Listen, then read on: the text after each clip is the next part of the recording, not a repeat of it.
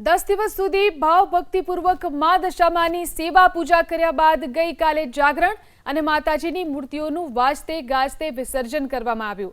આ વર્ષે પ્રદૂષણ નિયંત્રણ માટે પ્રશાસને કૃત્રિમ કુંડ બનાવવાને બદલે નાગરિકોને પોતાના ઘર આંગણે જ મૂર્તિઓનું વિસર્જન કરવા અપીલ કરી હતી। કર્મચારીઓએ ઘરે ઘરે જઈને લોકોને આ અંગે સમજાવ્યા પણ હતા। આમ છતાં વિસર્જન બાદ અમદાવાદના ચાંદલોડિયા ગામ અને સાબરમતી રિવરફ્રન્ટ ખાતે લોકોની આસ્થાને ઠેસ પહોંચાડે તેવા અત્યંત દુઃખદ દ્રશ્યો સામે આવ્યા। જે દશામાની શ્રદ્ધાળુઓએ 10 દિવસ સુધી અત્યંત શ્રદ્ધા અને ભક્તિથી પૂજા અર્ચના કરી હતી, તે જ મૂર્તિઓની વિસર્જનના નામે દુર્દશા જોવા મળી હતી। જાહેર રસ્તા પર અને નદીના કિનારે માતાજીની અનેક મૂર્તિઓ ખંડિત હાલતમાં નજરે પડી।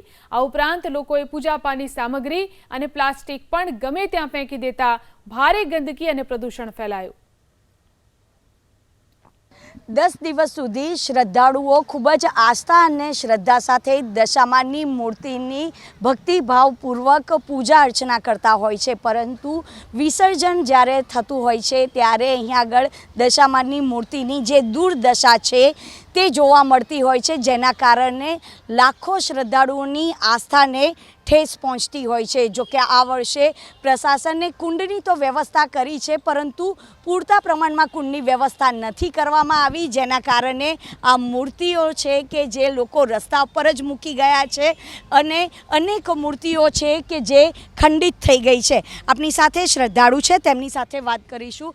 દક્ષાબેન, કેટલું દુઃખ થાય છે આપણે આ જોઈએ છે ત્યારે? છે કે ભલે આવતી સાલ હું તો કહું નાનામાં નાની મૂર્તિ હોય કે મોટી હોય, પણ માટીની મૂર્તિ બનાવો અને ઘેર વિસર્જન થાય એવું આપણે પધરામણી કરે એવું કરો, કાં તો પછી સરકારને એમ નિયમ કરવું જોઈએ કે મોટું કુંડ બનાવો, તો એમાં વ્યવસ્થા કરે તો પબ્લિકને દેખો રાહત થાય।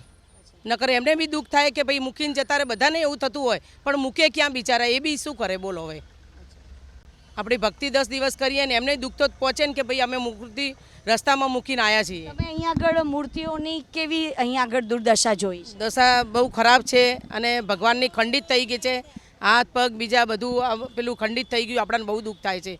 આજ ભગવાનની ભક્તિ આપણે 10 દિવસ કરીએ ને પછી વધારે દુઃખ થાય છે આપણને। હા, 10 દિવસ સુધી જે શ્રદ્ધાળુઓએ પૂજા કરી છે અને જ્યારે વિસર્જન કરવા માટે અહીંયા આગળ જ્યારે કુંડમાં આવે છે ત્યારે ખૂબ જ દુઃખની જે લાગણી છે તે અનુભવી રહ્યા છે અને તમામ લોકોની આસ્થાને ઠેસ પહોંચે તેવા દ્રશ્ય છે તે સામે આવે છે। કેમેરામેન પ્રદીપસિંહ સાથે રાજલ બારોટ, ABP અસ્મિતા, અમદાવાદ।